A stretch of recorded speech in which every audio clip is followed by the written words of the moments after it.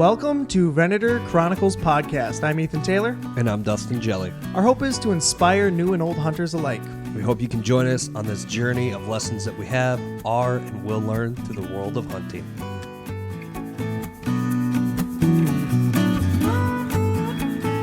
Dude, is it super narcissistic if I absolutely love listening to ourselves when we start out this podcast? That's the whole reason we started a podcast.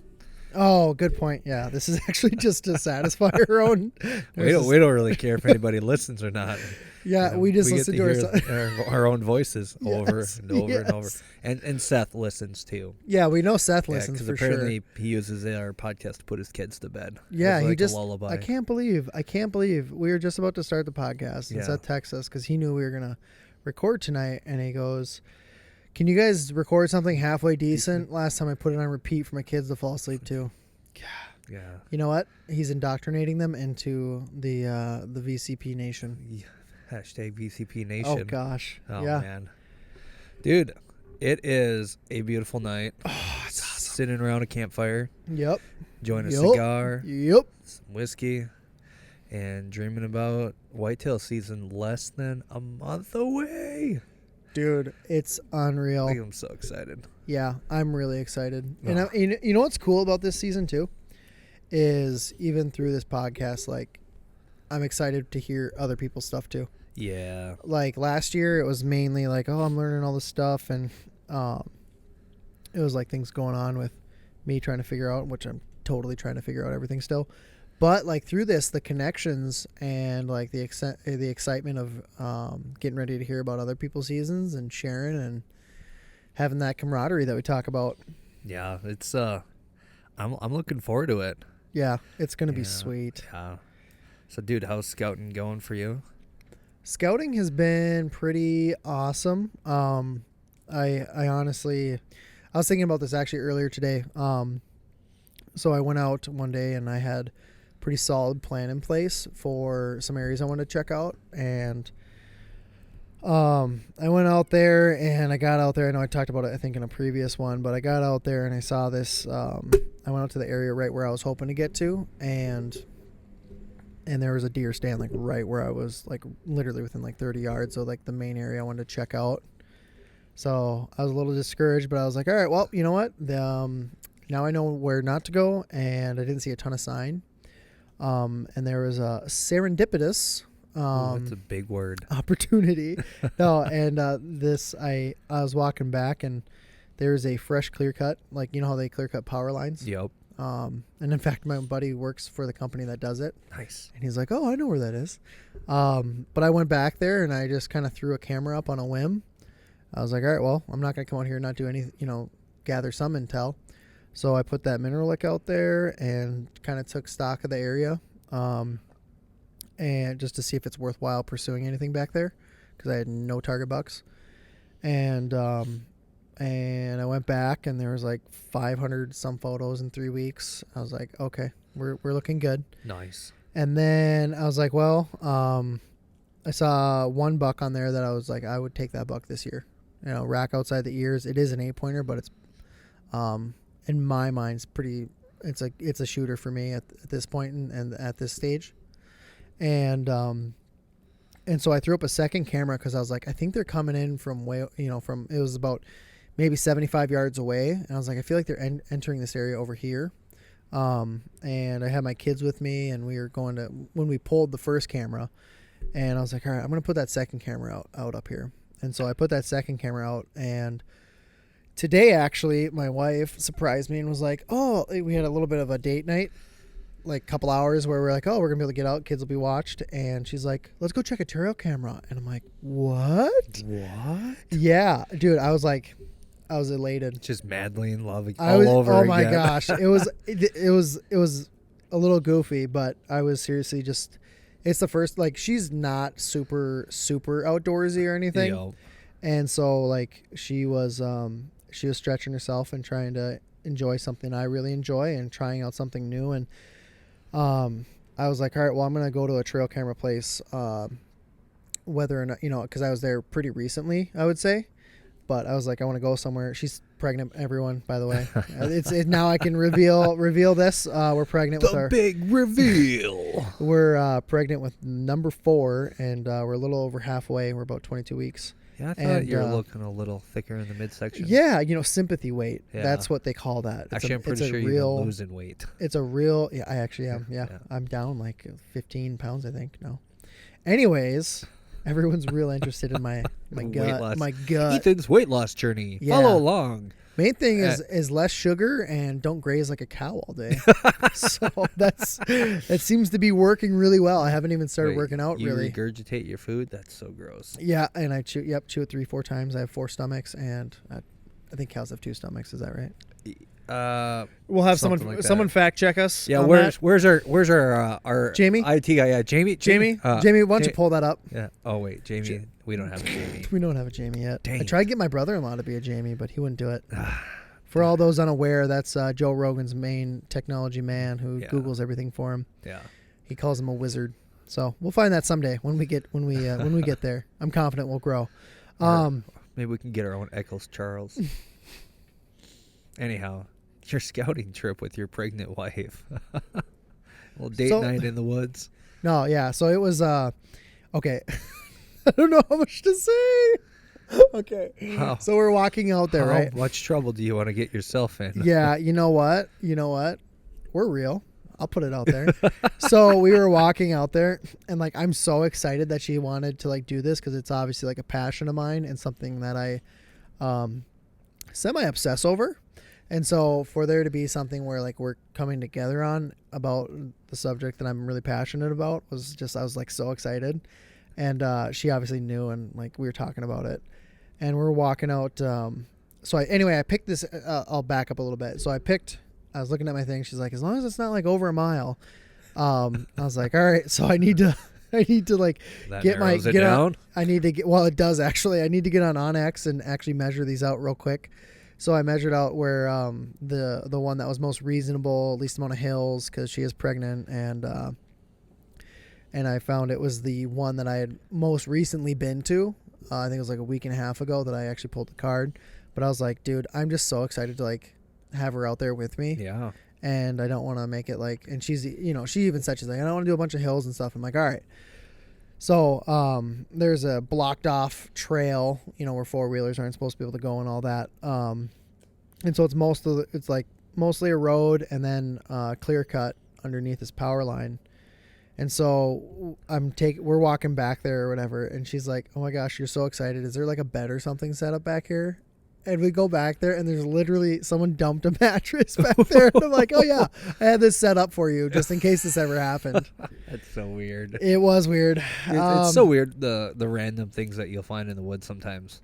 I was like on my turkey hunting trip. There was one point, we were like a good 1.5 miles plus in the middle of nowhere in these woods.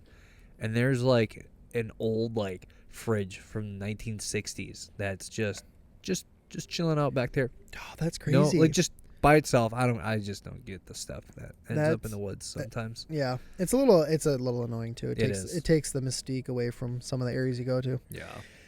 But anyways, so we're walking back there, and we're having a good conversation. She's asking like a lot of questions, and it was just so much fun for me and to have her involved with that. And we get back to the trail cameras, and so I had the one camera over a mineral lick, right? So I pull that card. I'm expecting there to be more pictures on that one, and there's like 260 photos in a week and a half. I was like, oh, sick. Obviously, they're standing there just kind of licking it, and so the camera's going off a whole bunch. And we go over to the one that I kind of put where I thought they were kind of entering from. It was about 75 to 90 yards away from the mineral lick on the other side of a small stream. Yeah. And I get there and I pull the card and I hook it up to my iPhone or whatever, and I look at how many photos are on there, and there's like 520 or something. It's like, no way. Nice. Yeah, dude. And we start scrolling through the photos, and I was like, all right, sweet. We saw like between the two cameras, there's like $6, which if you're interested in building a portfolio, as we've talked about in the past, I'm like excited for years to come already. And seriously, like I'm like, this is amazing. And because it's really the first area that I've seen that kind of activity, honestly, at this point. And then we also see I haven't looked at the photos in detail because we just pulled them earlier, and I was looking on my phone and we were just kind of quickly scrolling through. Yeah. And I think there's 2 bucks on there that I would shoot that are, I think, both 8-pointers. Maybe one's like a big 7. I thought they were all shooters. But the yeah, if you just keep downgrading on your downgrade the weaponry. equipment, upgrade the challenge. I shouldn't say downgrade. What would be a better word for that? Handicap yourself? Yeah, maybe handicap yourself. Yeah, Yeah. I'm okay with that. Yeah. If you're good with that. Well, No, it makes sense. Although when I think of you handicapping yourself, I think of you moving to like a crossbow or just straight up rifle. But yeah. I digress. So anyways, yeah, we pulled that and we were looking at those photos and I was like, oh my goodness, like I am just so excited for the season coming up. So anyway, that was an area that, again, it was just kind of the area I went to go back and scout was a total bust. I threw a camera up in this area just like, all right, well, let's see what's over here, I guess. And thankfully enough, it's got some bucks I'm interested in shooting. And then there's so that was really cool. And then there was another spot. Now this one was really cool for me because this was really kind of operating off of the Dan and Fault hunting public type of scenario. In the middle of nowhere, some swampy marshland, a little island, and a big giant buck. Is that kind? No, actually, kind of the opposite. So what this one was I actually marked it out on Onyx last year, and I never got to it. But it's kind of basically there's a bunch of ridge lines that dump into this where this. Real quick, Yeah. just in case there's any listeners who aren't familiar with Onyx, just give a brief description of what it is. Yeah, so you just pull it up, and it tells you where all the bucks are, and then you're able to actually just kind of pay a certain amount of money, and then they'll make sure those bucks are there when they're there. The bigger the buck you'll find. Yeah, exactly. And so it's like you pay to open a part of the map, and it's like, all right, here's the bucks in that area. No, but but for real, basically what it is it's like if you go on Google Maps, right, and you can see the land, and what Onyx does is it has basically a bunch of layers that you can put on that, and what it's going to do is you have your public land. It'll tell you what your public land is, your private land, show property lines. You can even tap on the properties, and it'll give you more information on all those and whether or not it's like open for deer season or not. And there's the things like it has timber cuts listed. It has like where fires have gone through and the year and stuff. And so it's like just a super useful tool. You can measure, you can mark up the map. You can put all sorts of pins on it and mark if it's bedding, if it's something else, rubs, all that stuff. So anyway, I had marked it out last year on there, and there was a bunch of these ridge lines kind of dumping into the stream area. And I had literally 1 hour one day to run out there. And the idea behind it, this kind of goes to the Dan and Fault thing, was there was all those ridge lines dumping in. It's right off the road. And then it has actually a parking lot that's semi-close. And I had scouted the general area, and there's pretty high pressure. Yeah. But the hope is that it was an area that was overlooked because it was so close to everything. Is that the area nearby the area where we went? Dude, we can just hunting? talk about it. It's near the archery range, everybody. Okay. Anybody who knows who that is that listens is not. I mean, again, I have a lot of options, but I'm comfortable with that. I don't. Whatever, dude. I was just asking. I was trying to keep it covert. No, it's fine. If I see you back there, it's public land. It's whatever. But anyway, I'll send you as Onyx pinpoints, people. Yeah. For a $5-10 donation. So, anyway, the idea behind checking out that area was obviously the topography was in my favor as far as there's got it's something like a thermal hub. I don't know if listen to hunting public. Yeah, go listen to people that are way smarter than us. That can go in depth about it for you. But I went back there in hopes of basically it being one overlooked, and then also they can hear when cars roll up, and so they would be able to ditch as soon as car door slams or anything like that. So if I'm actually hunting that, I would park pretty far away, walk down the road, and then go into the woods. But anyway, I set up a couple of trail cams back there and I haven't checked it in a while, but it was still in velvet and pretty early on, but the rack was nice and wide. Yeah, it was. It's at least an 8, and it might grow out to be a bit bigger by now. So I have a couple options. Hopefully no one runs back there and takes a spot, but if they do, it is what it is. Nice. Public land, man. It has the challenge. Yeah, that's exactly it. And I'd rather just be able to talk openly about it. I mean, yeah, I'm not going to stress too. I'm not going full to transparency. Yeah, full transparency. I'll make sure to put the coordinates on. Yeah, in it'll be in a link below. Yeah, just put all the links in our bio for that. Maybe that's how we should get our Patreon page going. Oh, and I do have a fail to share.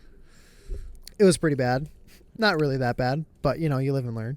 So there's another camera that I had out kind of where I had been hunting last year. I put this camera out there and I left it out for like 9 months, and I'm feeling all good about it. I'm like, oh man, we're for sure going to get some deer crossing this, kind of hoping it's just a travel route. Well, I went back there and I had over 1,000 pictures on my camera, and I plugged that into my phone. I started scrolling through, and the first, let's see, would have been like February. And then after that, I found out my camera was way too low. And it was hitting a bunch of grass. Oh, or dude, something. there's greenery above where my camera was set. Ooh. And so all it was is every time the wind blew, it was taking pictures of Set grass. up for a midget deer or something? Yeah, pretty much. Yeah. And so I was like, well, lesson learned. So Way I to pulled go. that, and I moved it about 200 yards, and then I found another clear cut on the power lines, and I was like, well, I'm going to put a mineral lick and a camera, and we'll see what shows up. Nice. So that's kind of the extent of it for me right now. I do have a couple ideas as far as like we talk about buck bedding and stuff. That Billings, the archery range area, which is it's in Billings Park. That one, I did really feel like I had the buck bedding narrowed down even within that hour. Like I just cruised on like some heavy trails, and it was, I mean, it's in August when I was checking it out, and so to have paths that were actually beaten down enough that the trail's like dead, I was like, well, that's enough sign for me to follow this. So I followed it, and I found some buck poop, buck beds tucked in, like, and there was just areas where they can just kind of pivot around the ridge line. Yeah. On different winds, and so we'll see Nice. what areas I go to, and obviously pretty wind dependent and weather, but I feel like I have a few good options, and I do have some areas where I might just throw the stand on my back and scout and hunt along the way. Yeah, dude, it should be fun. But what about you? How's your scouting going? Better than it has in the previous years, but it's not hard to improve when you never scouted before.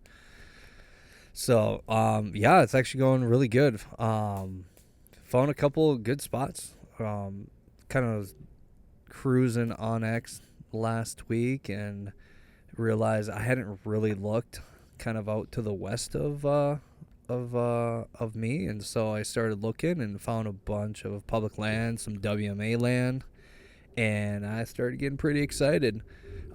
Just being able to find some areas that I thought were really promising, and went out. How many times have I been out? 2-3 times now. And those ones are actually like a lot closer to your house, right? Yeah, they're like between 15 and 20 minutes. Yeah, and you have some areas that you've been driving like an hour out to, haven't you? Or is it not quite that long? Half hour to 40. Okay, yeah. 40 minutes. So wow, when you have a family, any little bit is nice. Yeah. So it's been really nice getting out there, checking out those areas, and definitely has been interesting. It's definitely a learning experience. I still feel like I've been watching a lot of Hunting Beast videos and podcasts and the Hunting Public. Yeah. And so I've just been taking all this information in, and I'm more of a visual guy, so I haven't had a whole lot of like actual like concrete like, oh, I know this land and I can apply it and I can see how these things work. And so it's been nice getting out and actually getting that kind of feedback and learning how to apply all this knowledge I've been learning, and so I found some areas that have been really good. Found some areas that I thought looked really good online. Yep. That turned out to be just Total bust. Total bust. Like Yeah. this one area, there's this nice little peninsula that was just, I mean, from like Google Maps, Google Earth, Onyx, I mean, it looked just like prime. Prime time. Yeah. Well, I went out there this morning, and it is just thick, overgrown. I mean, there's beavers out there, so it's just like ton of, fallen trees, bunch of pines. Like, I mean, it's just nasty. Dude, and that is like one of the things that I know Seth has talked to us quite a bit about, and obviously as we listen to Dan Infault, it's like when you go out to some of these areas where it's like, all right, everything is totally perfect. This is where a big buck should be, or deer for that matter. And you get out there and it's like, okay, you got to like be able to adjust those expectations and not like get the idea they talk about is like, don't get married to a spot. Yep. Because that's what it's like, this looks like it should be where deer are. Yeah. But I mean, the nice thing was I actually ended up kind of just by accident as I was just headed out to that peninsula area, and I started following along this one area. I saw this little island right off the peninsula, had a few trees, some high ground. I was like, oh, let's go check this out. I see, there's a nice little deer trail leading out to it, and the peninsula was divided kind of by, I would say, 30 yards of swamp all the way around it, and so I had to be careful as I waited out there and did the whole duck walking thing, and but got out there, and yeah, there's some nice buck bedding out there. And is that the one that you had sent me the video of? Yeah. Okay. All right. Yeah. And that's before you explored the other side of the road? Yep. Okay. Yeah. So no. That was actually the one area that I had drawn that you were making fun of me. That was so bad. No. I'm gonna post. I'm legit gonna post that one. I hope you saved the picture, because I actually ended up changing the drawing of that area. I don't know if you know what? It's on our Facebook Messenger, so it's on there. No, it is so bad. So I don't know what Dustin does in his spare time, but what he does do for sure is I don't know what's the vernacular we want to use here. Dick. He legit drew the D and B's on the map, and I'm looking intentionally. It was just the shape that it came out to. No, dude, I was like, Dustin, what are you doing in your spare time? It looked like a great spot, and I mean, if you want to be shaped that way, for sure. But I don't know, man. It followed a ridge line, and then there is the. Then there's the peninsula. It is what it is. And all the hairs. I mean, the different trails you traced out as well. Absolutely. Yeah, for sure. No, anyhow, getting back to more mature things in life. Ooh, that's good. That's good. So, but yeah, I found the island, and it was. I'm excited about that. That'll be a great little spot to hit. Did you happen to check out the? Never mind. We're not going to mark this as explicit. Yeah, we're still going to have to change up our ratings on the podcast. So much for being family friendly. Sorry. Yeah. Sorry. Hey, we Seth, never actually you might not want to play this on kids. replay. Yeah. We never did officially decide if we were keeping it family friendly. I don't remember that conversation. So. Yeah. So. Anyhow. So yeah, found this great little spot. We'll be. I'm looking forward to it. The only downside is there's definitely nowhere to get up in the trees. The only kind of like two trees that I would. When I was in the buck bedding areas, you could see he could see me if I climbed those trees at all. Mm-hmm. So if I do hit this area, so there's like no backdrop to those. There's a backdrop, but I mean it's like 60 yards away, and he has like a straight shot. Like his bedding was directly in line. Is it okay? I'm confused. Is this the one where you could observe from a ways away, or no? No, this is a different area. Oh, okay. Yeah. All right. I'm probably mixing those up in my mind. I'll show you later. Yeah. So definitely if I hit this area, it's going to have to be a ground hunt. So. Yeah, well, you have a ghillie suit now, don't you? Yep. Part of the. Dude, I'm going to have to join the ghillie clan. Yeah, you will. You and Seth have it going. Seth and I. So, but yeah, so I hit that. I found another good spot. Are you looking for the lighter? Mm-hmm. I don't know. You had it last. Please and thank you. No, it's by your table. Thanks. You're Yeah, you're a there you go. peach. There you go. So definitely found another area too that when looking on X realized, like, how did I miss this? Because there's kind of this peninsula, what I thought was a big field. Turned out it's actually more of a marsh. Yeah. And there, Dude, it looks so much like a field. yeah, it It looks was all like a field. groomed. I don't Yeah, know how old that image is. It was like you could see rows of Yeah. stuff on the map. I was like, oh, that's great. Oh, I know. And it's a marsh. Yeah, it's a marsh, but there's on A well-maintained marsh. yeah. But the nice thing is you can see on Onyx and Google Maps like a bunch of trails, like deep deer trails coming from the trees on the north and like kind of west side of the marsh into this peninsula area. Are you looking for the fire stick?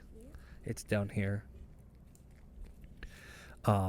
That We have an audience we tonight, do. guys. Yeah, we got my wife. Her poor soul. Yeah. I don't know how she stands it. It's right here. There you go. Dude, okay. Can I ask you a question, though? Before Yeah. I know I'm supposed to let you work through all this, Yeah. probably. But can you tell me what's your I'm so confused by your relationship with trail cameras. My trip. You seem so discouraged every time we talk about it. So like, I'm not even gonna put it out. Yeah, I don't know. I've never had any success really. I've had like one good buck.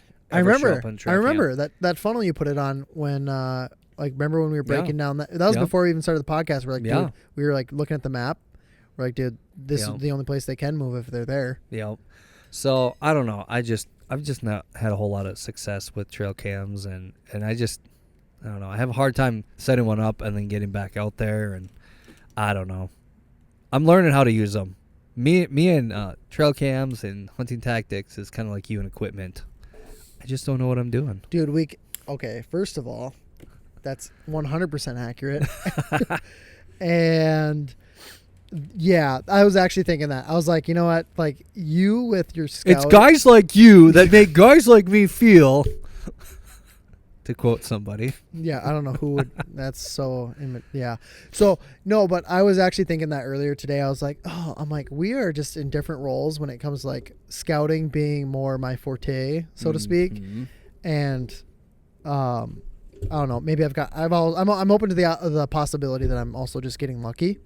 Well, I being think, so early on. honestly, though, I think part of it, I mean, there's plenty of deer around here in Minnesota, but I feel like the areas that you have to hit, just for whatever, especially buck-wise, you have such a higher population over there. Sure, dude. No, you really do. Yeah, let's justify it. Oh, Unbelievable. Unbelievable. Yeah, I just think that your equipment's easier to figure out, and so that's why you seem like you're more competent. Definitely not time in the field or your research and Yeah. affirming that when you go out there. Unbelievable. I cannot believe you just did that.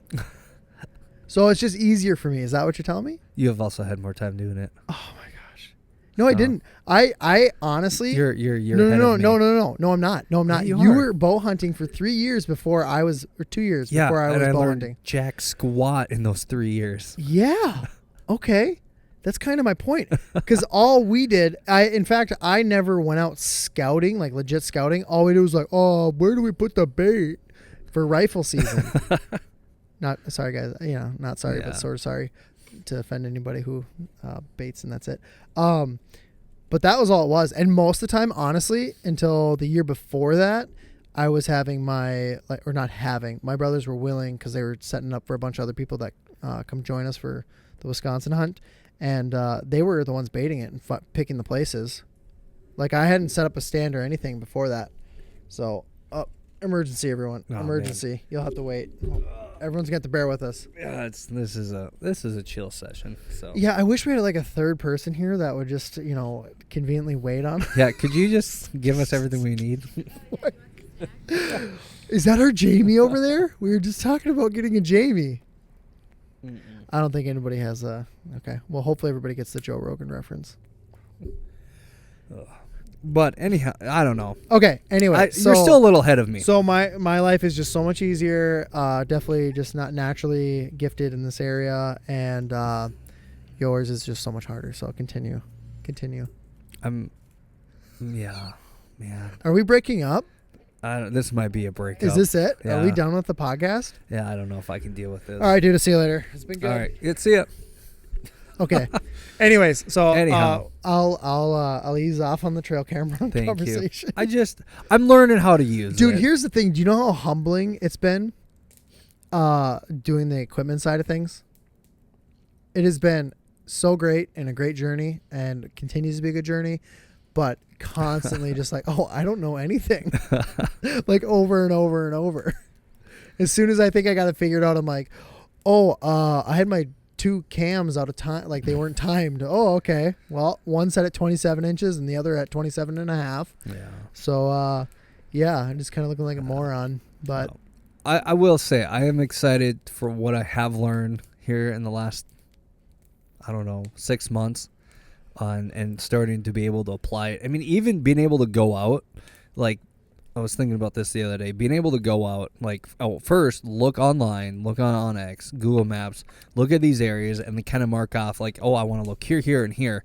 And be able to go, I mean, sometimes it's a miss just because of the topography and the habitat, but to be able to go out like today and hit these areas and find these buck beddings, I didn't know how to do that a year ago. dude, honestly, A year ago, I was still going into the woods, going like I barely knew like, oh, maybe if I go here, like they got to travel here, so I'll just sit here and hope that a deer will come along at some point. Ugh.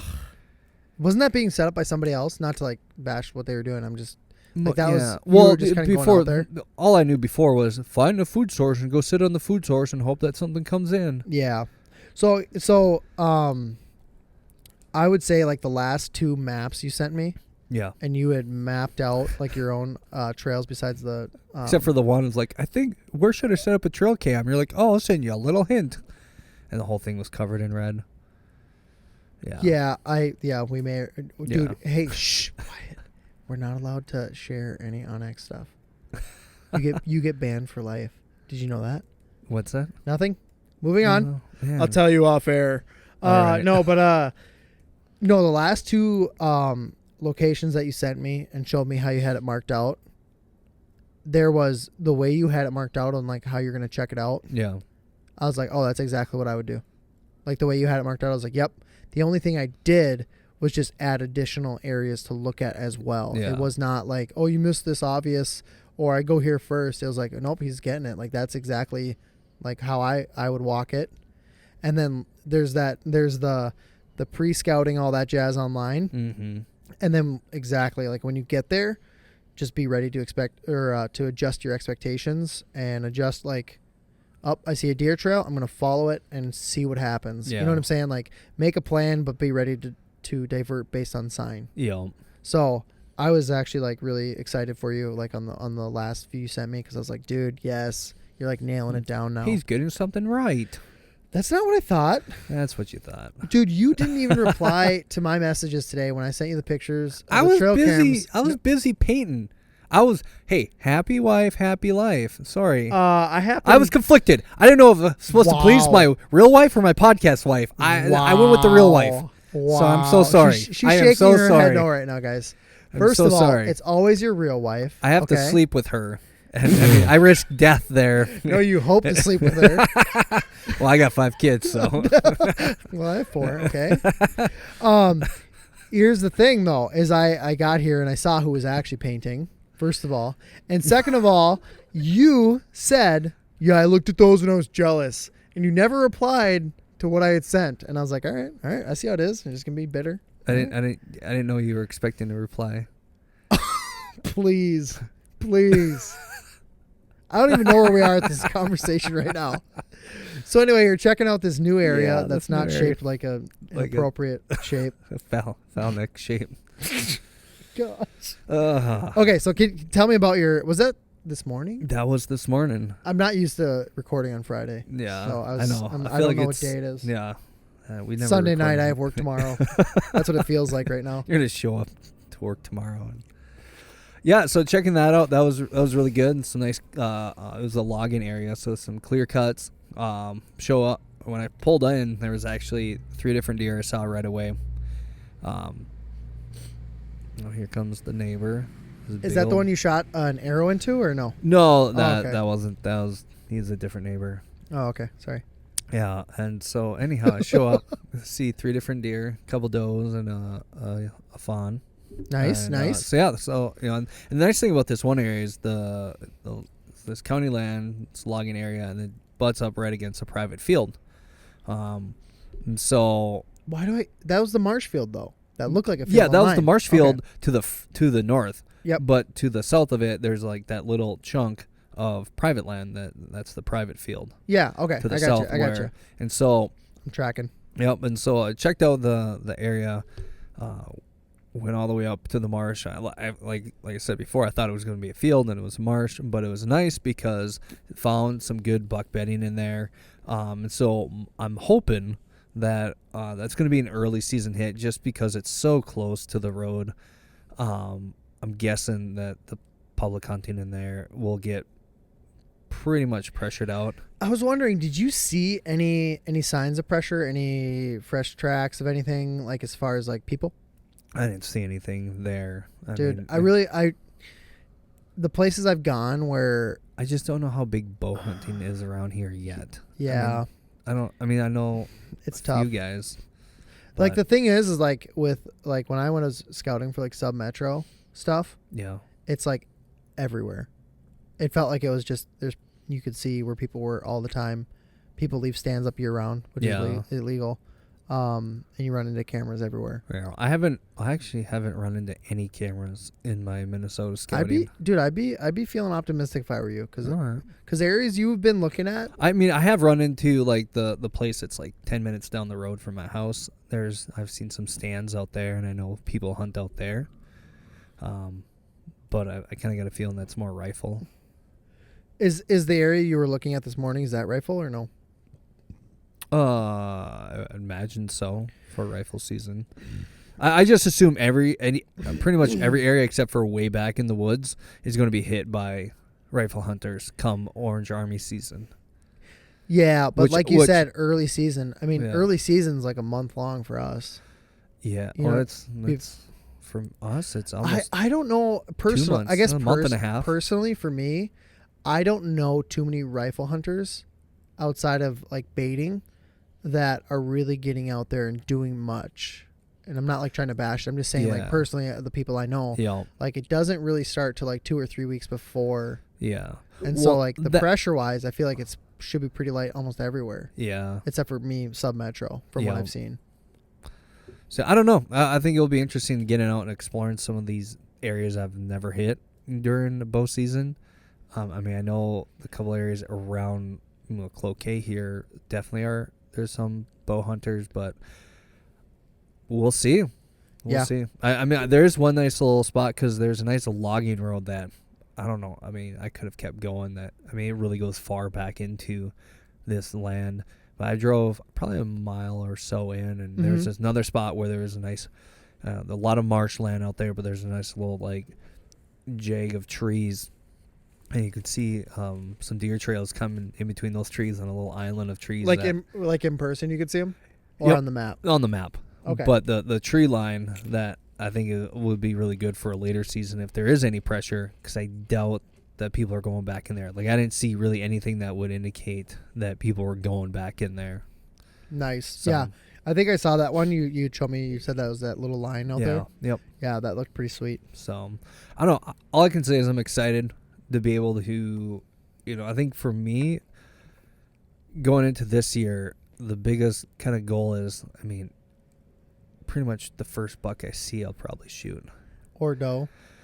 Yeah. I'm shooting all the does I can. The one area, I think it's 182 is kind of my main hunting zone. It's a intensive harvest, so it's like 2 does I can take.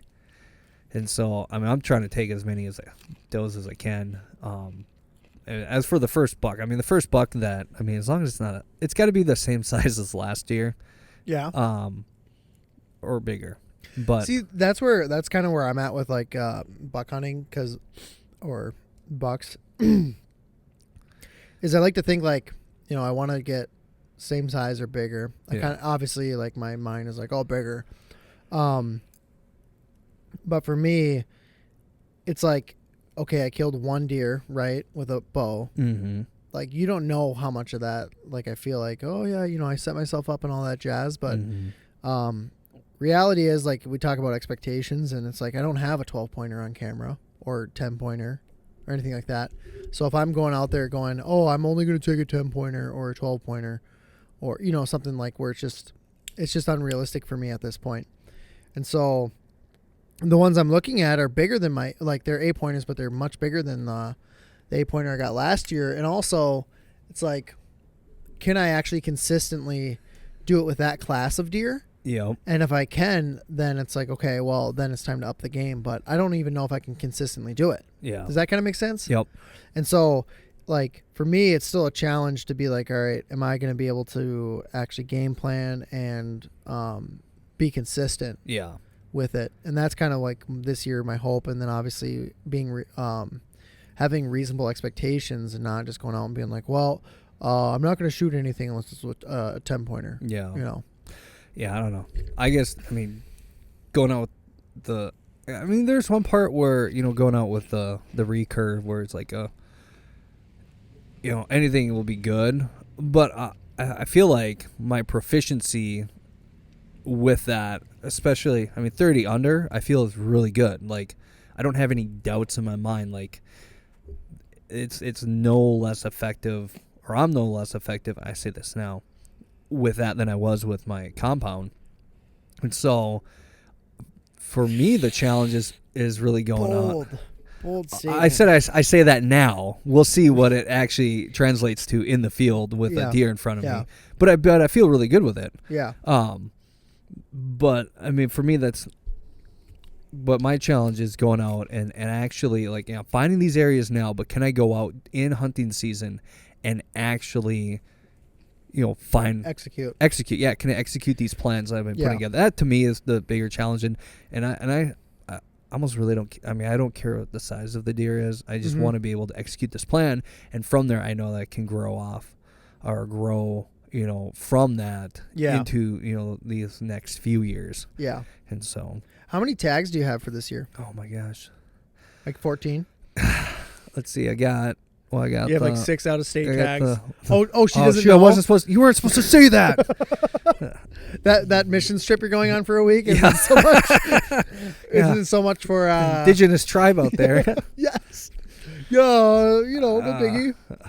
No, let's say I got. You're fundraising. Fundraising. Oh my gosh. Yeah, guys, we're gonna start a GoFundMe for out-of-state hunt.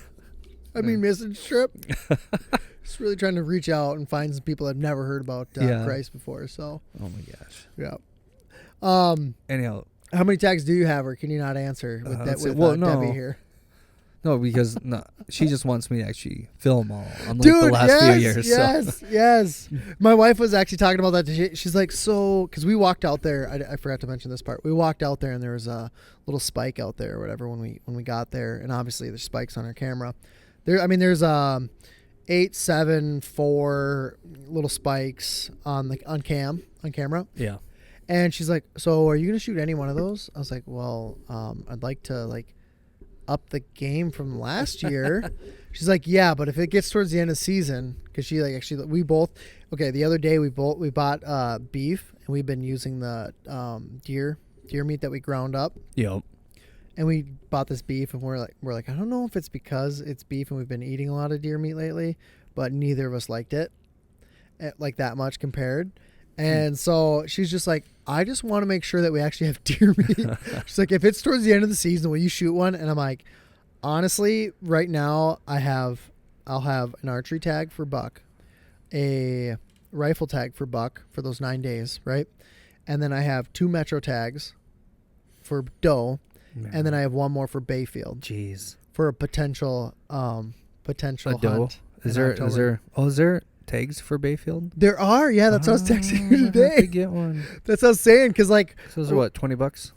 Well, for out of state, I think they're $20. Yeah, are they free for you? Which is pretty reasonable. No, they're $12 for me. It's not like an intensive management thing going on right now with that. So nice. I was really surprised to see it. I was pretty excited actually, because potential hunt. I'm being very careful with my words here.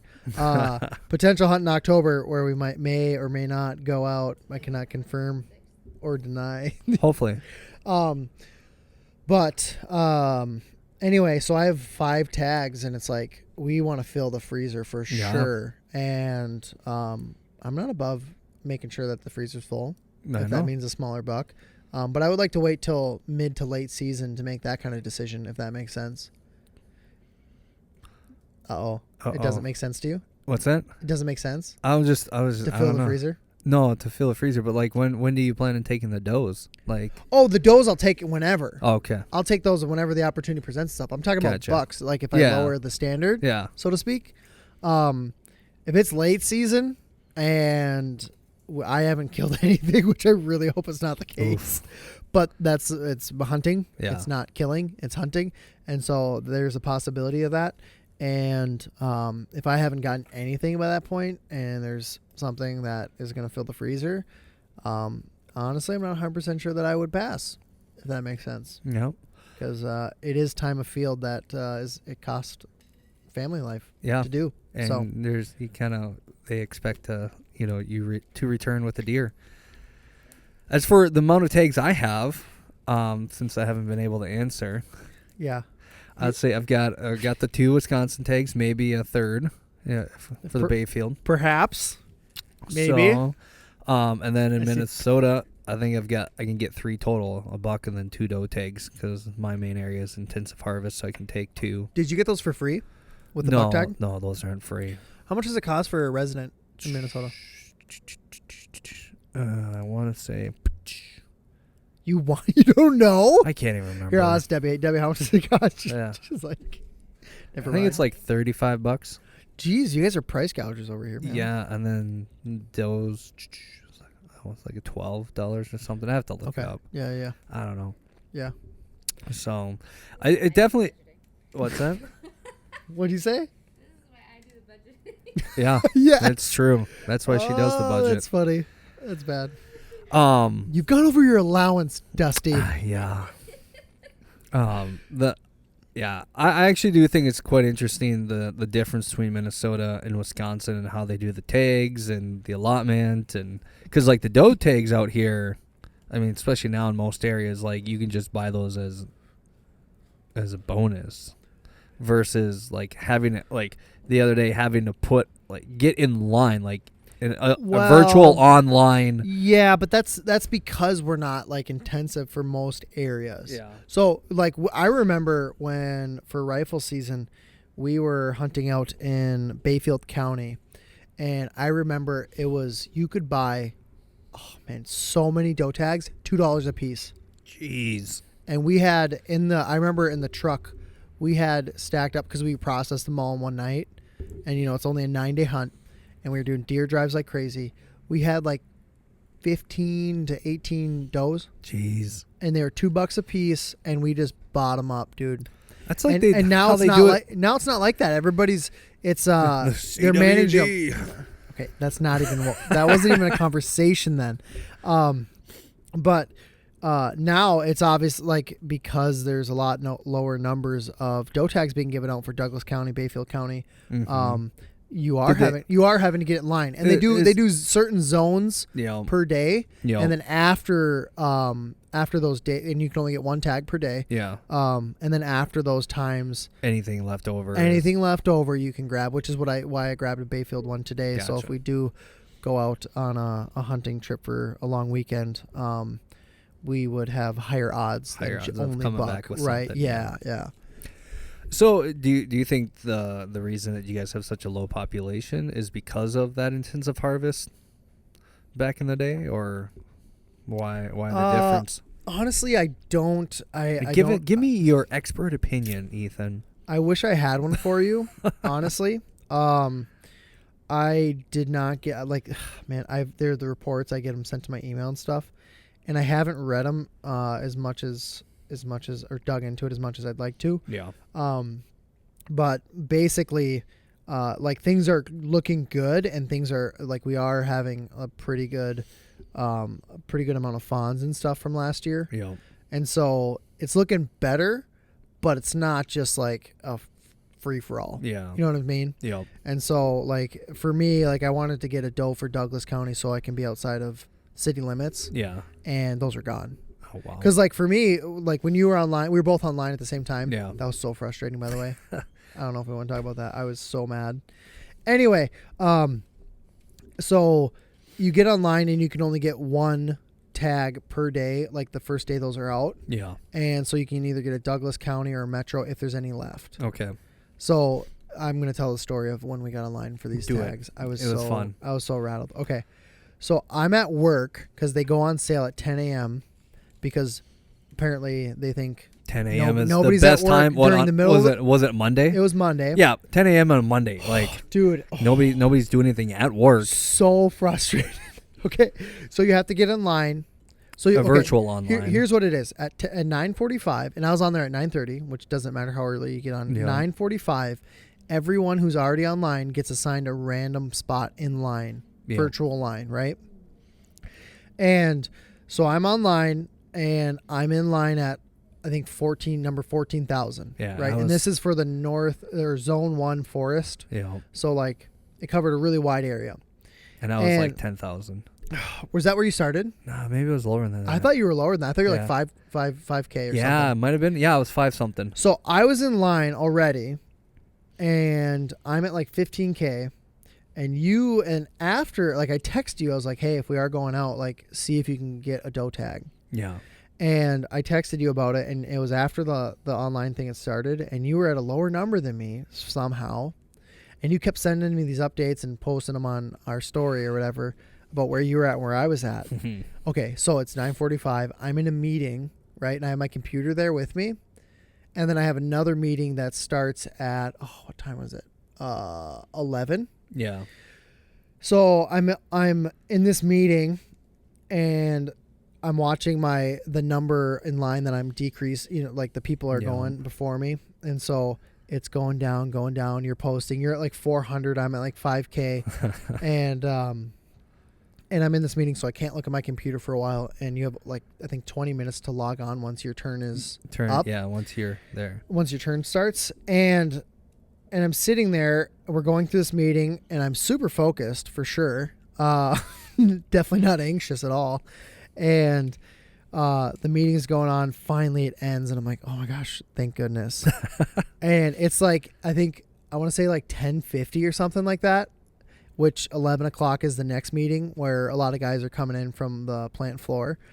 And I'm sitting there, and I must have been like 10:30 or something. And I got actually kicked off, or I might have actually accidentally left, quote unquote, the virtual line. Yeah. And you're at like 400. I was at like 5K at that point, and it refreshed or something. I don't know exactly what it was, but I could have bumped something. I don't know. Anyway, I go back in line at like 12,000. I was so mad because this meeting I was about to go into after the other meeting was one I'm not going to be able to be on my computer. Yeah. Thankfully, at this point, I didn't know thankfully at this point, but by the end of it was thankfully. So it starts eliminating these zones where all the tags are sold. Yeah. It'd refresh on its own or whatever. And it's showing all these zones that are sold. And I'm like, no, please don't be our zone. And you've bought your tag at this point. And I'm like down to crunch time before this meeting.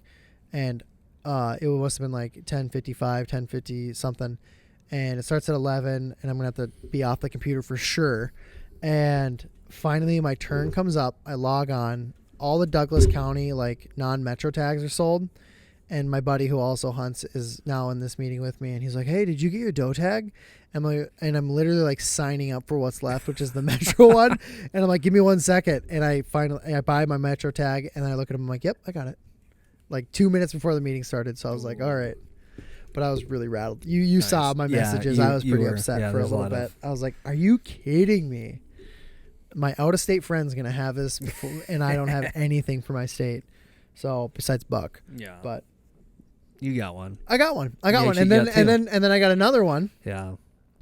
And then today I got a different county as well when all the remainders went on sale. So we got a lot of deer to get. Yeah. Year. So I'm really hoping that we can deers. That's the we got a lot of deers to get there. We got we got to do a lot of deer catching. Yeah, deer catching. Catching deers. Catching deers. That's the plan. So, anyways, I think I'm stocked on tags. My wife, we were walking back, and she's like, "So how many tags do you have?" And I'm like, "Oh, you know." She's like, "So how much are those?" I'm like, "Yeah, you know, well, 24 for $1." And she's like, "Oh, okay, that's not bad. You aren't even 12 for a buying. dough, not bad." You aren't even buying an out of state tag, so I don't want to hear it. Yeah, I know. That's why I have Bless to your get heart. one. Bless your I heart. have to get one this year. Well, hey, Wisconsin. how about this? Hey. Wisconsin got way better pricing structure than you guys do. For out of It's state, way more yes, friendly, yes. For out of state, yes. I Like, should probably apply for the out of state elk tag. Might actually get that. I'd be so rattled and excited for you at the same time. We give away, 5 tags a year? 2 Yeah. tags? I don't know. But, yeah, so, I don't know. Your out of state is pretty expensive, like, from the get-go. Yeah. Wisconsin's nice. You get half off the first year. And then it's not, it's expensive. I could still get. Why didn't I do that? What? I just realized I could have bought the out of state rifle tag for half off this year. You still can. I still could, but I probably won't. I'll save that for next year. Yeah, with the audience we currently have, you probably shouldn't, huh? Gosh. So I think, Yeah. I'm pretty optimistic. I'm really hoping that. I think first thing I'm hoping is that I get a buck bigger than last year, and then very very close behind that, fill the freezer. I would say, did you get Once or twice over. any does last year? I didn't, and that's the weird thing is that It was that rifle. I saw does all the time. Yeah. And then when I went archery hunting last year, just saw small bucks everywhere. And then does like a few does, but like way out of range. Like not even close. Got to change that. It was weird though. Like I just went from like never seeing a buck, almost literally never seeing a buck, because the year before I started archery hunting was the first time I got a glorified 5-point buck. And that was like the first buck I'd ever gotten in my entire life of hunting. And then the year after that, I saw bucks everywhere. They were just smaller ones though. So I don't know, dude. It's pretty sweet though. I think we're set up pretty well for the coming year. We got a lot to do. Yeah. A lot to do. Yep. I'm hoping that that we may be able to do some. We'll just call them bonus episodes, because who knows, how it's going to turn out. But if we have some harvest and stuff, maybe get some more up to date releases on the podcast, so that people are staying up to date with us as we rock along. For sure. Yeah, that'd be fun. For sure. Man, so Sweet. as we what time we at? We're at like 57. 57. Wow, we Yeah, ramble dude. On and on and on. Oh man. So how's the shooting going? I mean, we still got that to do. Oh man. And here comes another hour. No, I think the shooting, as far as like, it's almost frustrating, but it's like positive and frustrating. Mm-hmm. It gets more anxiety filled the closer we get to deer season, because so I sold some old sights and bought a new one because I really wanted a slider. Because of one guy's comment during Bow Fest. That's not why. It's totally why. No, it's not Yeah, why. It is. You No. don't. It's so why you don't even realize it's why. It's so deep subconsciously, that voice in the back of your head. If I had to shoot that far, I wouldn't do it with that sight. Yeah, well, I'd get you know a new what? sight. You know what? I'd be willing to bet I shot that guy. I bet too. Yeah. With But- your fixed sights. Yeah, exactly. So I bought a different sight, very similar to the one I had, but it is a Slider. Yeah, it's a slider. I'm like, I really like the idea of a fixed sight, because I'm like, in the field, I don't want to be messing with it. If Well, it's yeah. within, I mean, especially here in the Midwest. honestly, I mean, within 40 yards, I don't want to have to touch my sight to No. adjust anything. No, it's I want to be able to, if I need to split a pin.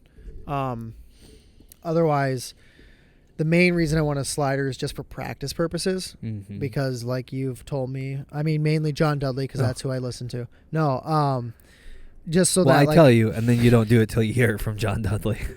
yeah, yeah, he's a very reliable source. So, but anyway, he okay, fine. You, just bringing up how like important it is to get out to range, because it really highlights your deficiencies, we'll Yeah. say, in shooting. And it was just kind of a struggle, really not being at that, being able to stretch out past 60 confidently in a way, because I was making up my 80s, and so it was hard to be like, oh yeah, I was on that time and it didn't hit where I thought. And so I really want a slider for practice so I can actually just up the game overall. And so I got a 5-pin slider so that I'm good from 20 to 60 without having to adjust anything. And then at this point, I'm just not gonna. I'm not gonna set up my slider for this year because it's really for outside the season. There's really no point to it right now. and also, I learned something else, of course. So my knock height was way too high, and so my arrow flight was really poor. Well, it wasn't really poor. It just wasn't as good as it could be. That's fair. And so like we went, my buddy and I, Caleb, our buddy, we went to paper tune my bow or whatever, because I wanted to make sure my arrows were flying all right before I tried broadhead tuning it. And we did the max amount of adjustment on the rest, and it still wasn't, it was not making bullet holes. And so I actually went in and I got my knock height adjusted, and so then now we paper tuned it, and pretty much shooting bullet holes, not absolutely perfect, but really, really close. And so I got that adjusted, so the arrow flight should be good.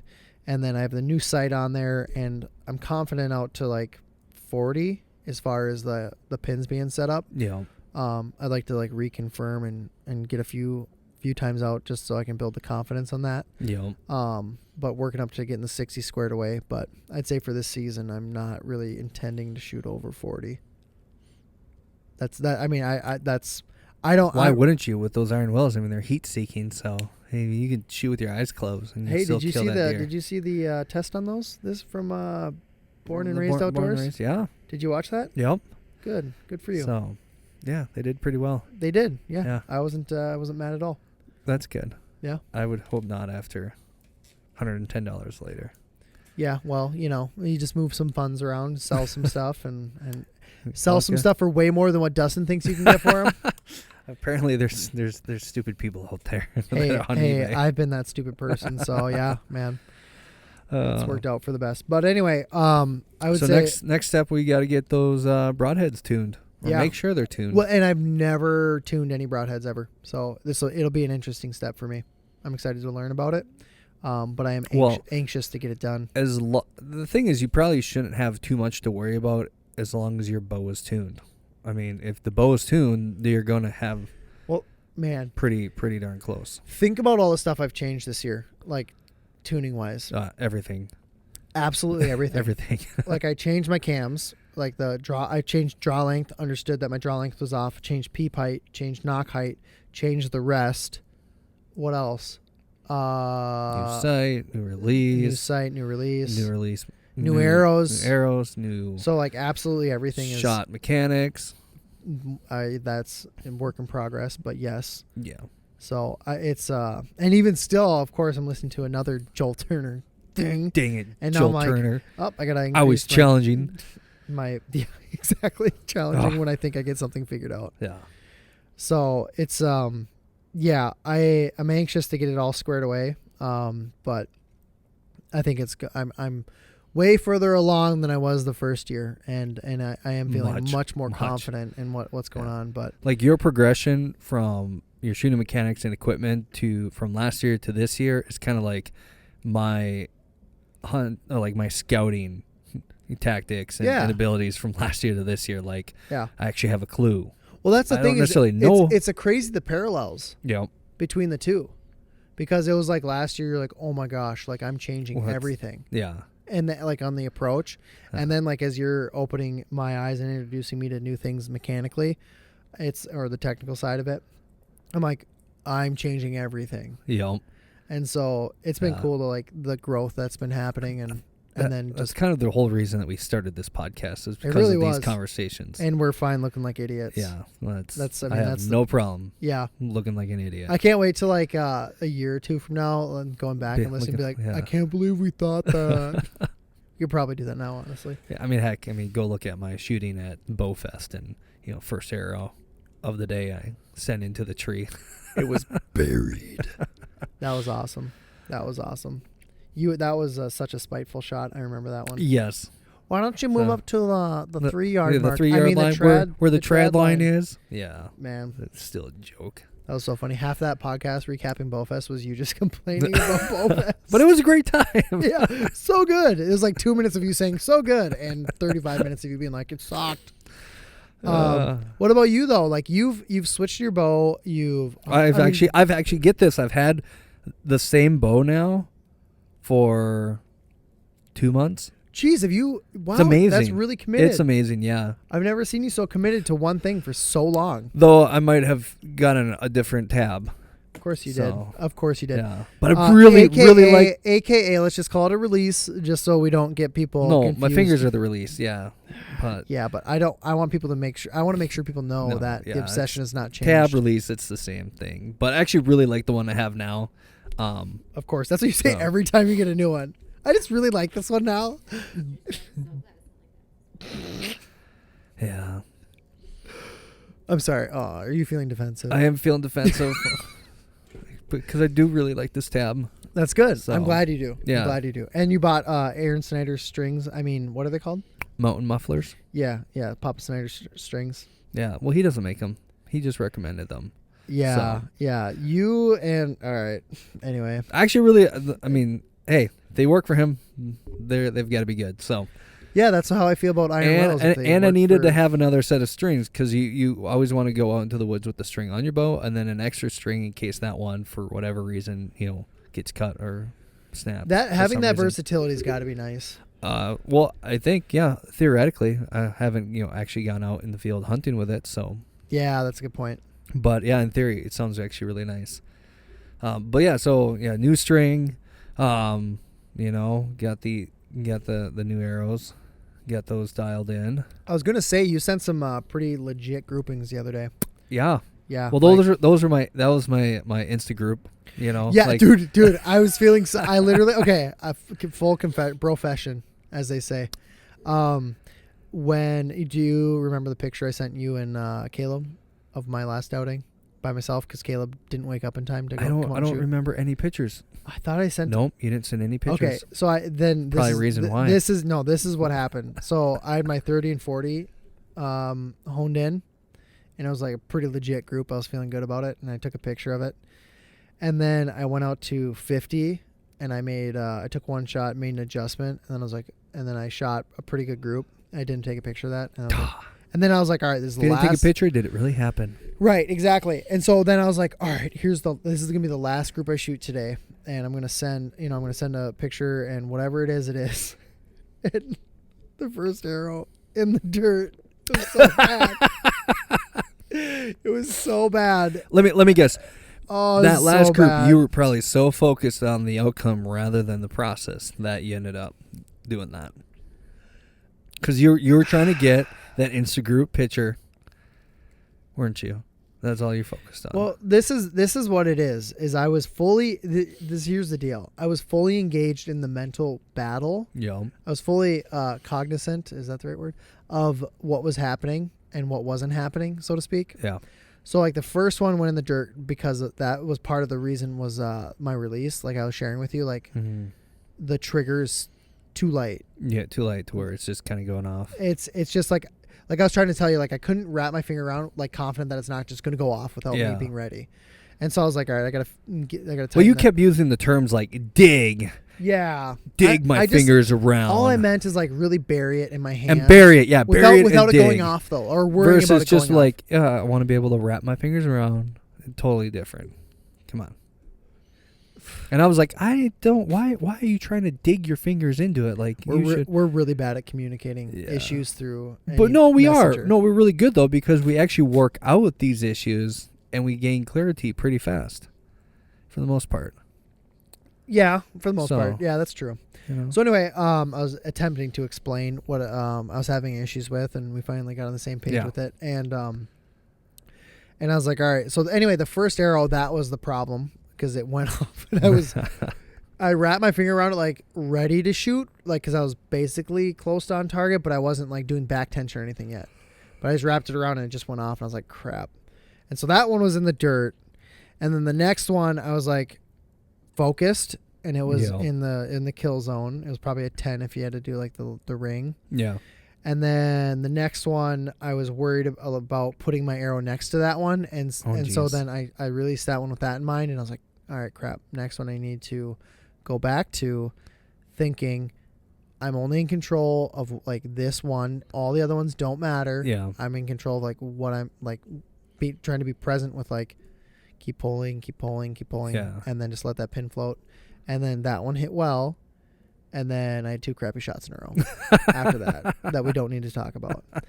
So anyway, I was like, before I did that last grouping before I left, I was like, I guess I'm not going to send that to those guys. Oh man. So full transparency. disclosure, Yeah, yep. there it is. Yep. Actually, something I've been kind of realized this last week, and I'm watching a couple videos, and was reminded of, was I have a spider on my microphone. What the heck? oh nice. I hate spiders, you guys. Die! Light me on fire to make sure this thing dies with it. Let me grab the gas. Yeah, Here, I got the lighter fluid. it's worth it. No, I'm not a fan. All right, anyways. Anyhow, so one thing I realized I was reminded of was when part of the kind of my shot process is,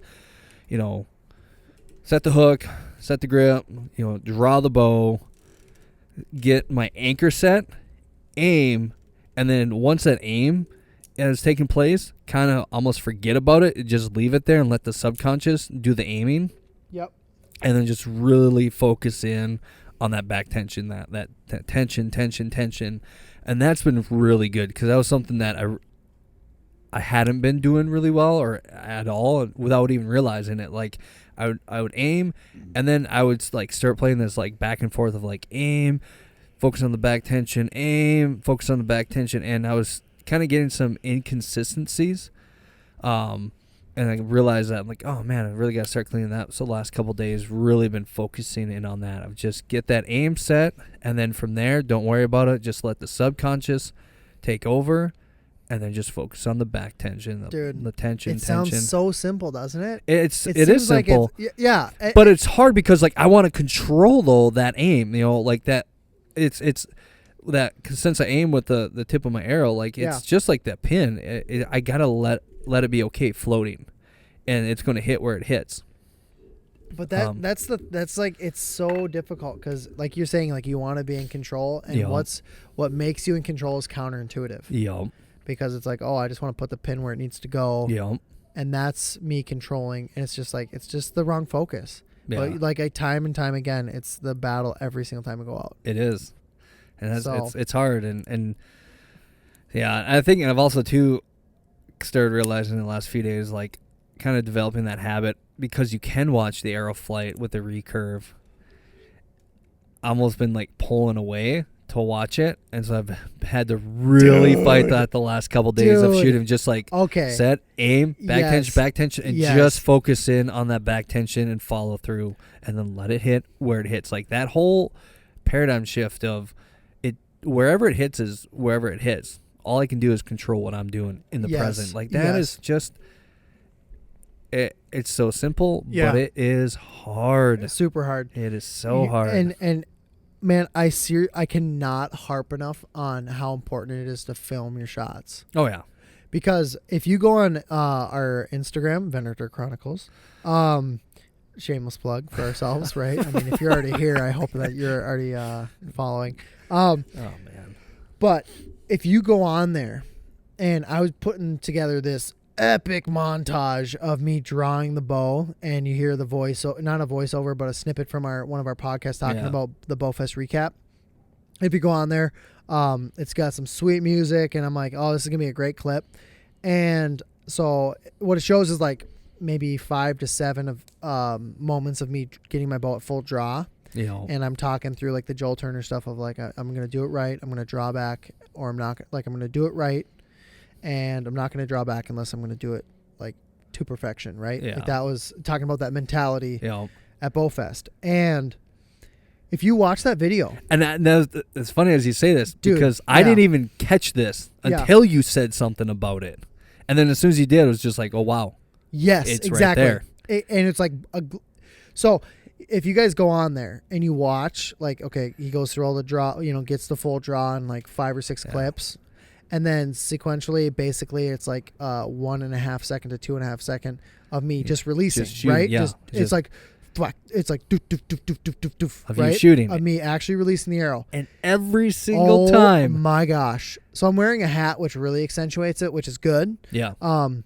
But when I watched that later, I was watching it and I was like, oh yeah, just super into my own voice. And and I'm watching it, and as soon as I literally simultaneously as I release, you see my head just jerk to the left, jerk to the left, jerk to the left, jerk to the left, jerk to the left. You're watching every that release, every single time. trying to figure out where it hit. Yep. And I was like, another lesson learned. Yeah. And I also just posted it for everyone to observe. It's such a good lesson though, because It like is. I said, that's what I've been battling this week is just not watching that, and it's so hard, especially with the recurve I've been finding, because it's like, oh, I can watch my arrow flight. So Aaron Snyder was saying, like, if you pull away to look at your arrow, generally speaking, you hit high. Yep. But if you remember, my main struggle that day was I was hitting low. Yep. So I don't know if, like, for me, if pulling away to see where it hits happens to be low, like dropping the bow arm. Yeah, I think it was probably more like, you think about like, you kind of like pushing. Yeah, that's yeah. And I'm thinking like naturally it's going to be me kind of pushing the boat down and out of the way where I would naturally do it if I was doing it correctly. Like it'd be down. And I know I struggled with low shots all day that day. Not every shot, but like that when it was off, it was low. And so that was another thing for me to be like, all right, so how do I like that? Well, ultimately, I think what it is, not even I think what it is me being concerned about where it hits instead of actually like being in control of what I'm in control of, like with the release of the arrow, where it hits is where it's going to hit. Yeah, exactly. And so, yeah, it was just really funny when I watched it again. I was like, dude, did you see what my head did after every single shot? Just jerk to the side, jerk to the side. Like I said, I didn't even notice that till you said that, and then rewatching it was just like, oh wow, that is bad. Man, like I think honestly, most of my lessons outside of maybe the cams being out of tune and peep height, I want to say, or knock height. Everything else was I learned, outside of like information from you and Dudley and Joel Turner. But a lot of like the equipment stuff, even arrow flight. What else was there? I know there's a few other things. Peep height. I feel like there's one more. But anyway, like I've learned so much from watching videos of myself in slow motion, like frame by frame, trying to like see what's going on. And then it happened to be that I was compiling like just the release portion of it. And it's just like I learned so much from watching video of it. Yep. So if you guys just get a little more narcissistic, you're gonna really find your archery game improving. Now, it does really help a lot, and it shows those areas that aren't necessarily felt. Because I've been doing that a lot, especially with my release. Yeah. Because I've been really kind of struggling with how to kind of tame my release, because I would pull through and like my hand would come flying back, but it would kind of fly like out to the right and back, and so I was kind of getting a lot of finger pluck. Yes. And you watch someone like Brady Ellison, who I don't know if you're probably not familiar with Brady Ellison, because he's not a compound guy. Not even close. He's he's the number one recurve archer in the world, ranking wise. But yeah, never heard of her. Yeah, I'll send you some videos. His release is, it's so butter smooth. It's amazing to watch. Because it's just a compound straight guy back. like me is going to be able to pick up on that? Yeah, it is. It's so good. Like just the way he does it, like you can just tell he's on another level of being able to do it, because it's just so smooth. But like when he does it, and any high level archer does it, that the fingers just come right across the face and straight back. And so I've been really trying to work on that, and I kind of figured out the last week or so why, because I've just been really trying to kind of pull through my shot with a lot of shoulder pull rather than back tension. And I've noticed that once I started really getting that back tension and really expanding through the back, that release would come, and it would just be like my fingers would just come right off the string, and they would only come back a little bit. I'm not getting this huge like whip back of my whole arm. I got you. So that's been really good. Well, and I think one thing too that was really cool that you've changed recently was actually even the way like would you call it your anchor point? Yep, I changed my anchor point. Yeah, because you had Dude, actually, I redid everything that's what I'm saying. pretty much Like, I feel like after you've changed a Bowfest. ton. Yeah, I mean that week after Bowfest, I was just so kind of upset with how poorly I shot. Not just the outcomes, but just my whole process. And so, Well, you were lacking like you were really questioning everything, I felt like. after a few shots, yeah. Yeah. The mental game really kicked in, but it also revealed a lot that was super deficient. So I ended up just again kind of working through a bunch of different anchor points the week after, which really sucked because there's a few that kept cutting my face up again, and I was getting really frustrated with that. And then I was watching somebody shoot, and I saw that they had this higher anchor point, and so I was like, oh, I'll give that a try, and it actually turned out to be money. Dude, you look so much more natural. Yeah, it feels so way much better. more comfortable. Like the one you had before, you were like the string was just like sinking into your face. Yeah, it was really sinking in and cutting my face up, whereas the anchor point I have now, I'm not getting any face contact with the string, so, my face isn't getting cut up, which is really nice. Yeah. And it's just a lot more consistent there. Ended up I played around, got the new string, so I played around actually with mine. Well, for you to translate, it would be peep height, or not peep, your D loop height. Yeah. It would be my knocking point. Ended up actually lowering that a little bit, doing some bear shaft tuning with my new arrows and figuring that out. Did you adjust your clicker? I did adjust my clicker, which that everything's dialed in now, and actually it was a lot of fun because I hadn't bear shafted tuned my arrows before, so whereas with the new arrows I did and learned a lot that way. Like one interesting thing that I learned was if your arrows, you can tell if your arrows. Hold on, can I pause just for a second? Can you kind of explain bear shaft tuning? Because this is something I just like really recently learned about, and I still haven't done it since since I've adjusted my knock. Like I haven't checked it since then. So do you want to say so what bear that's shaft about? tuning is taking a arrow that doesn't have any fletchings on it and shooting at 10 to 20 yards and seeing how that arrow flies, and then how the angle of that arrow when it hits the target. What you're obviously looking for is a nice clean shot. You shouldn't have any porpoising or the arrows spinning around at all, really bad.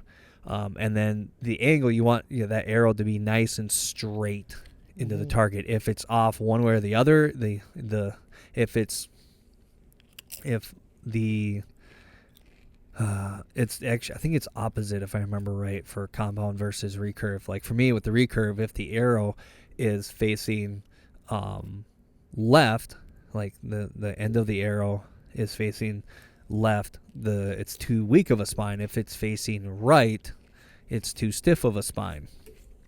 Okay. And so I was doing some research, and they should be grouping the same as your they should right? they should be hitting the same area as your fletched arrows.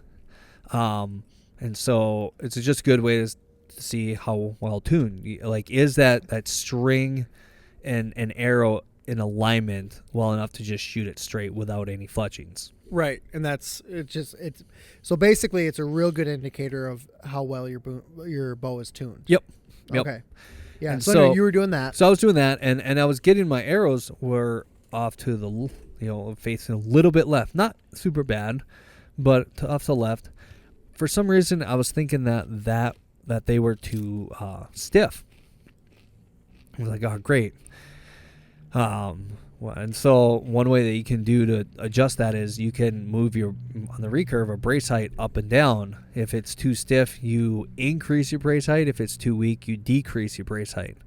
Well, I was reading the arrows as too stiff, except I was reading it backwards. They were actually slightly weak. So I'm increasing my brace height, and it's not getting better. I spent like an hour. I'm like, I am not getting anywhere. So I just kind of was like, okay, I'm done for today. And then I started doing some research and realized, like a dummy, I was totally reading it backwards. And so, I dropped my brace height and was like, oh, I fixed it. Now it's shooting great and perfect. So, like, that only took an hour and a half to figure out. So that was fun. Yeah. Well, whatever you're doing is working because, like, You were sending us your Insta groups, and and they were looking great. I had. Well, then once I got it all dialed in, and really like pie plate out to 30, like is consistent now. Like I can honestly say I can hit a pie plate out to 30 consistently. And what's your point on? 35. So I dropped down with the new arrows are slightly heavier, so I went from 40 to 35. So are those all instinctual at that? Up to that point? No. I figured out kind of out to like 20 and under. It's kind of instinctual. 25, I figured out I'm 12 inches. I have to aim 12 inches low with the point of my arrow. 30, I'm like 6 inches low. Point out 35, and then like 12 inches high at 40. And in all reality, probably won't be shooting a deer at 40. And if I do, it's going to be that he's standing there perfectly broadside. And you have an you have an iron will on, obviously, at that point. Why, are you giving me one? No. Oh, dang it. I'm sure I'll have so many extra at the end of the year. Yeah.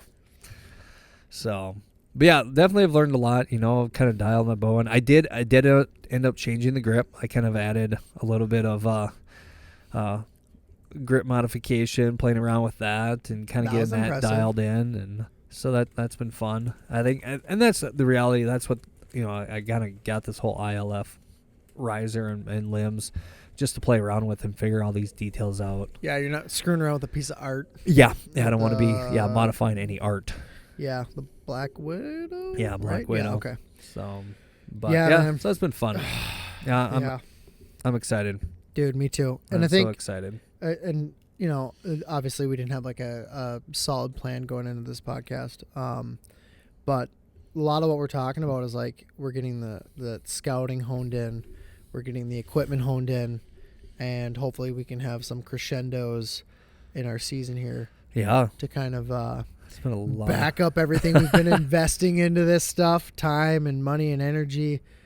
And dude, I'm just really excited to see how the season turns out and how other people's seasons turned out. I'm just ready to put the boots to the ground and yeah, go get I can't a wait to deer. go out there with a bow, ready to hunt for some deer, dude. Yes. Yeah, and I think there's going to be, and I'm really hoping there's some unique opportunities even outside of like on our stand hunts and all that stuff. I think it's just trying some new things as well as like, oh, hey, here's what we planned for, and then also just like flying by the seat of our pants. Yeah. So, man, if you guys stayed with us this whole episode, props to you. So, because that was just a lot of rambling that we did. But it's getting everybody up to speed because we'll probably be talking about specific outings and different things we're learning as far as like in the actual hunts. Yeah. And that's the stuff that, I mean, we prepare all year for. So I'm sure that'll be consuming a lot of our conversations moving forward here because I think by the next time we are releasing a podcast, it'll be in season. In season. So, though I do awesome. feel like we got to get Seth on here one more time. Dude, I'm thinking we just add, like, because he's dive got into some deer hunting tactics. So Yeah, we and kind of touched upon that the first time. Yeah, and I'm I think excited. I think just even getting his hearing how his season's going, I think people will be able to relate to because he's out in North Dakota. Yeah, he starts in like a week. The 30th, yeah, 30th of August. Lucky bum. So it'll be really cool to hear his recaps. He's got some really interesting tactics that he's been working on and employing and making some really custom stuff to get through some tricky areas. And I'm just super excited to see how that plays out for him. For sure. Yeah, so we'll get him on here again. I think we're good, man. Should we wrap it up? Let's call it. Sweet. All right. Well, where can people find us? You can find us on Instagram and Facebook. If you want to download, stream, or listen to these episodes, you can check us out on YouTube, iTunes, Podbean, Castbox, which, hey, Castbox listening is like the second highest. I'm so surprised. Yeah, I looked at it the other day. Yeah. That's crazy. Has the most amount of like second Dude, amount of downloads. Are we just that out of touch? Apparently. Are we that many? Yeah, we're dads or something. Pretty much. So. And then Google Play Music as well. Yeah, so if you haven't already, subscribe. Check us, check out all the pages, share your stuff. We got a Venator Chronicles community page. Yes. I'm really excited to see people's results, their seasons, highs and if you're lows. not part of that, get on that. Yeah, that'd be awesome. All right. Cool, Thank you dude. guys. All right. Thanks for tuning in, guys. Peace. out.